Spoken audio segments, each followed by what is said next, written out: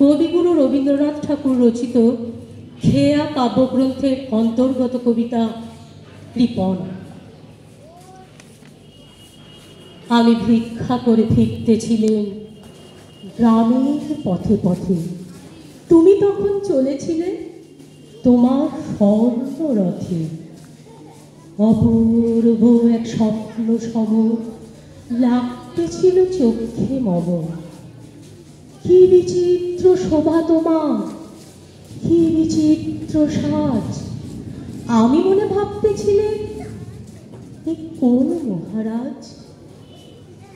আজ শুভক্ষণে রাত পোহালো, ভেবেছিলেন তবে আজ আমারে দাঁড়ে দাঁড়ে ফিরতে নাহি হবে।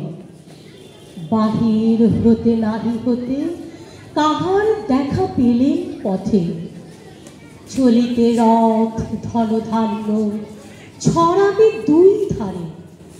মুঠা মুঠা কুড়িয়ে নেব, নেব ভারে ভারে। দেখি সহসা রথ থেমে গেল আমার কাছে এসে। আমার মুখ পানে চেয়ে নামলে তুমি হেসে। দেখে মুখের প্রসন্নতা চুরিয়ে গেল সকল ব্যথা। হেনকালে কিসের লাগি তুমি অকস্মা, আমায় কিছু দাও গো বলে বাড়িয়ে দিলে হাত। মরি, এ কি কথা রাজা ধীরাজ, আমায় দাও গো কিছু।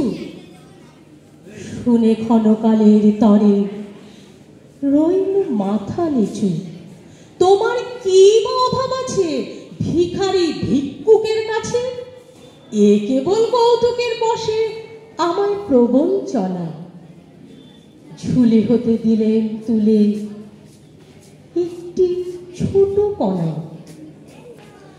যবে পাত্রখানি ঘরে এনে উজাড় করি, এ কি ভিক্ষা মাঝে একটি ছোট সোনার কণা দেখি।